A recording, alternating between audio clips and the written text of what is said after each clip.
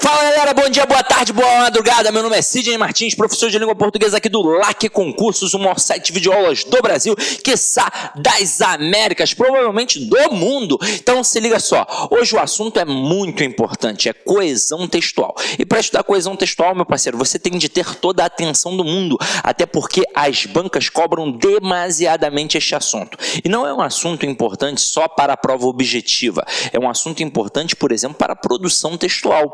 Porque redação e interpretação nada mais são do que a mesma coisa. Essa é a verdade. O que você estuda para interpretar um texto, você estuda para produzir um texto. Redação é uma interpretação ao contrário. Agora, quando a gente pensa em coesão, a gente normalmente, depois a gente vai trabalhar isso daqui, mas a gente tem basicamente a coesão referencial e a coesão sequencial. Para que serve isso? A coesão referencial ela tem o intuito de evitar a repetição de um termo dentro do texto. Essa é a verdade. Porque quando a gente está falando na oralidade, a gente pode várias vezes repetir o mesmo termo e ninguém estranha. Agora, quando a gente está escrevendo e repete várias vezes o mesmo termo, a gente demonstra pobreza de vocabulário. Então, o pronome é o elemento primordial para evitar a repetição desse substantivo. Afinal de contas, a gente repete muito substantivo e o pronome ele trabalha em prol do nome, ou seja, em prol do substantivo. E são três pronomes: pronome relativo, pronome demonstrativo e pronome pessoal obliquo-átono. Sidney, não tem mais nenhum outro elemento que faça coesão referencial? Claro que tem, vários, mas esses três elementos são os principais. Porque eu estou te dizendo agora, para você estudar por fora, para pegar uma gramática, ou então pegar a apostila que a gente tem aí no site, no site de concurso, uma apostila essencial de língua portuguesa e estudar estes três elementos. Agora, também tem a coesão sequencial. O que é isso? São as sequências das ideias empregadas dentro de um texto. Se tem causa, finalidade, oposição, conclusão, consequência e por aí vai. Então, você precisa entender que tem de estudar pronomes e conjunções. Estudem, vai fazer a diferença, tá? Então vamos lá. Acompanha aqui comigo, ó. Coesão textual. Um texto é um conjunto de parágrafos formados por conjuntos de frases, formadas por conjuntos de orações, formadas por conjuntos de palavras. Aí uma vez uma aluna foi e falou assim para mim: Sidney, eu confundi aí, não era para ser oração primeiro que a frase, coisa e tal? Claro que não. Vamos lá, vamos entender isso na íntegra. Quando a gente faz uma análise textual, a gente, na verdade, tem de entender que está tudo interligado. Eu só faço uma análise textual se antes eu fizer uma análise gramatical. E toda a minha análise começa num camarada chamado morfema. O que é um morfema? O morfema é a menor unidade significativa de uma palavra. Tanto é que eu posso pegar uma palavra e dividi-la em partes menores. Aí eu vou ter ali alguns morfemas, como o radical, como a vogal temática, como as desinências, modo temporais e número pessoais, se for um verbo, como a desinência de gênero, se de repente for um nome. Então eu quero que vocês entendam isso. O primeiro elemento que a gente estuda é o morfema. Aí depois a gente pensa na palavra, depois a gente pensa na função sintática, depois a gente pensa na oração, depois a gente pensa na frase, depois a gente pensa no parágrafo, depois a gente pensa no período, para entender o texto como um todo. Então eu quero que vocês entendam, já de agora, o que é uma frase. Uma frase é qualquer enunciado que possua um sentido completo. Então, se eu entendi, é uma frase. E não precisa obrigatoriamente ter um verbo. Se você está em um hospital, alguém vira para você e faz assim, ó, silêncio. Você entende que é para ficar quieto? É ou não é verdade? Entende. Então aquilo dali é uma frase. Possui um enunciado com um sentido completo. E não tem um verbo. Agora, quando a gente fala de oração, obrigatoriamente tem de ter o verbo. Obrigatoriamente. Só que nem sempre a oração pode ser considerada uma frase. Pega, por exemplo, a oração subordinada. Eu tenho, quando falo de oração subordinada, uma relação de hierarquia. Aí eu tenho uma oração principal aqui em cima e uma oração subordinada aqui embaixo, dependendo da principal para poder fazer sentido. Ou seja, esta oração subordinada jamais vai ser considerada uma frase, porque ela não tem sentido completo. Ela depende depende da oração principal para poder o quê? Fazer um sentido completo para o leitor. Então é por isso que a frase está num patamar acima da oração, ok? Agora, a conexão entre essas partes de um texto formam a coesão textual. Aí é claro que aqui a gente vai se ater ao texto escrito. Porque se a gente parar para pensar em texto, tudo é texto. Texto é tudo aquilo que a gente analisa. Eu sou um texto, você é um texto, o mundo é um texto. E a gente interpreta o tempo todo. Agora, quando a gente pensa no texto escrito, a gente tem elementos que vão fazer uma conexão. Não precisa ser só uma conexão de referência. Pode ser uma conexão de ideias, como eu falei aqui para vocês. A gente vai ligar estes elementos através de elementos coesivos referenciais, com o intuito de evitar repetição, e também vai ligar esses elementos com uma coesão sequencial para ter uma progressão de ideias, para que aquele texto faça prioritariamente um sentido. E a gente vai começar a entender o que é coesão e coerência, tá? Agora, acompanha aqui comigo. A palavra texto vem do latim testum, que indicava tecido, que significa tecido.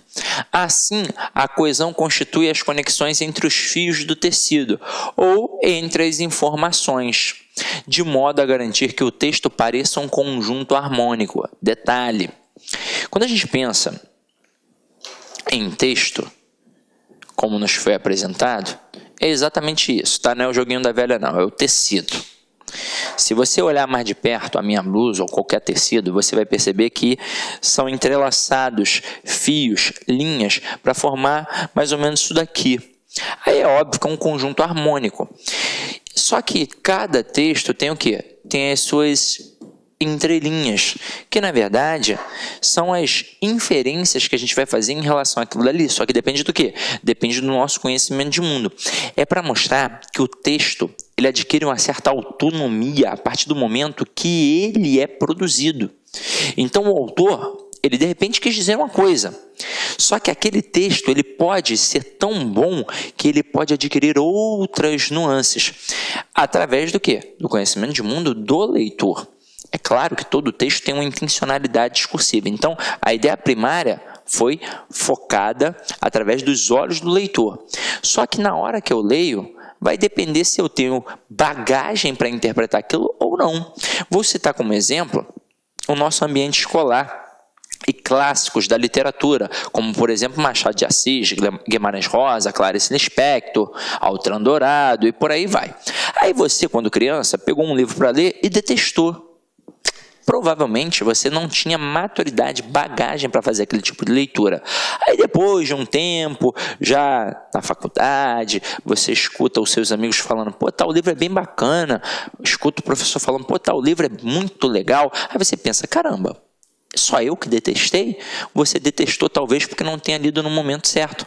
Porque na hora que você faz uma segunda leitura, agora com a bagagem maior, você, nossa, agora eu entendi, agora eu compreendi. E qualquer tipo de texto é assim, na verdade. Quanto mais eu leio, mais eu absorvo. Perdão. Mais eu aprendo. Então, aí está o segredo para a análise textual, mas está o segredo para a gramática, está o segredo para todas as outras matérias. Se eu quero aprender mais, eu devo repetir cada vez mais e mais aquele conteúdo, tá? Ok? Agora, se liga só. Antes, deixa eu até apagar aqui. A gente diz que um texto está sem coesão quando suas ideias não estão claramente relacionadas. E eu vou mostrar para vocês que é possível um texto não ser coeso, assim como é possível um texto não ser coerente. Então, vou colocar 2 exemplos aqui para que vocês possam entender isso agora, na íntegra. Então, vamos lá, ó. O primeiro, eu não simpatizo com Clara. Ponto. Ela é bonita, simpática e sempre me ajuda. pensa comigo agora, ó. Vamos olhar estrutura por estrutura. Eu não simpatizo com Clara. Vamos lá. Quem é que não simpatiza com Clara? Eu. Então eu tenho aqui um sujeito, eu tenho aqui um advérbio, que sintaticamente é uma adjunta adverbial de negação. Eu tenho um verbo que é transitivo direto e indireto, que é transitivo indireto, porque quem simpatiza, simpatiza com alguém, quem não simpatiza, não simpatiza com alguém. Ou seja, ele exige a preposição com. Então vamos lá. E com Clara acaba funcionando como um objeto indireto. Se eu simplesmente parasse aqui, o texto faria todo o sentido do mundo. Eu não simpatizo com Clara. É um texto que dá para entender. Agora, ele começa a apresentar argumentos para poder nos dizer o motivo de não simpatizar com a Clara. Aí está aqui, ó. Ela é bonita. Ela quem? Clara. Então ele começa a apresentar os argumentos para não simpatizar com a Clara. Só que o primeiro argumento que ele apresenta é um argumento positivo. É um argumento em prol da Clara. Aí tu começa, opa, não simpatiza com a Clara porque ela é bonita? É recalque, é inveja. Aí depois, porque é simpática. E caramba, e aí vem o pior. E sempre me ajuda. E aí você para e pensa, como é que eu não vou gostar de uma pessoa que é bonita, que é simpática e que, para piorar, sempre me ajuda? Caramba, ela só tem aspectos positivos, então é óbvio que eu só posso gostar dela. É óbvio que eu tenho de simpatizar com ela. Então o texto, ele é coeso, beleza. Mas ele é o quê? Incoerente. Então, quando a gente pensa em coesão e coerência, a coesão é a estrutura do texto, coerência é o sentido do texto.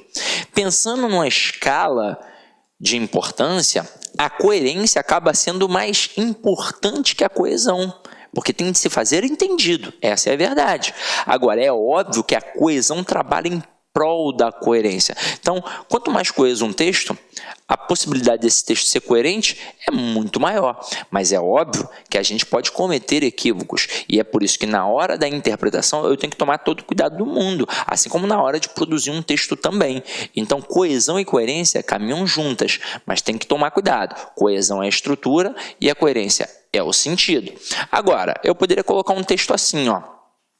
Brisa suave, ponto. Coqueiros, ponto. Vamos lá. Areia, ponto. Mar, ponto.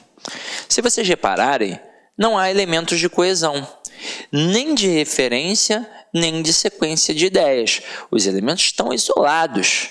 São estruturas nominais apenas. Nem dá para analisar sintaticamente. Essa é uma verdade.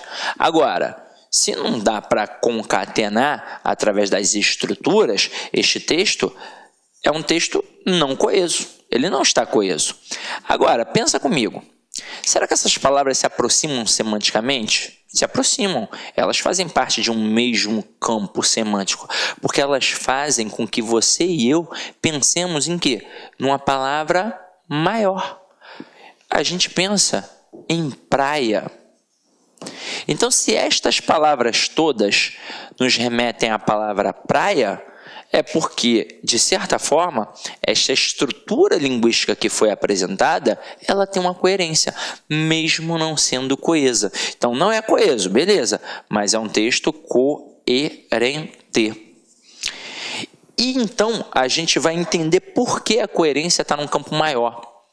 Eu poderia criar um slogan, criar uma propaganda, um outdoor para botar na rua e escrever apenas brisa suave, coqueiros, areia e mar. Você não iria entender que eu estava fazendo uma referência, uma alusão a uma praia, a um ambiente de praia? Claro que iria entender. E eu sequer precisei da coesão ali. Então, a gente vai agora cair para dentro de exemplos para poder perceber como é que a gente trabalha a coesão, tanto a referencial quanto a coesão sequencial, tá? Então acompanha aqui comigo, ó. Olá, meus amigos, minhas amigas, olha só, você que está estudando para o concurso aí do Tribunal de Justiça do Estado do Paraná, uma grande oportunidade para quem almeja, para quem deseja o seu tão sonhado cargo público. Nós aqui do Lá Concurso preparamos de novo. Olá, meus amigos, minhas amigas, você aí que está estudando para o concurso do Tribunal de Justiça do Estado do Paraná, nós aqui do Lá Concurso vamos ajudar na sua caminhada. Nós preparamos um super curso online, 100% online, um curso muito competitivo, com professores top de linha, como você assistiu essa pequena aula aí, a pequena demonstração da aula do professor. Olha só, nosso curso super competitivo 2017, atenção, custa apenas 10 mensalidades de R$25, ok? 10 mensalidades de R$25. Hoje, nós temos mais de 200 horas de videoaulas para você. Que eu tenho certeza, se você seguir as nossas orientações pedagógicas, se você seguir o nosso personal coach, você vai chegar lá e conte conosco. Forte abraço, fica com Deus e espero vocês aqui no LAC Concurso. Tchau, tchau. Clique lá.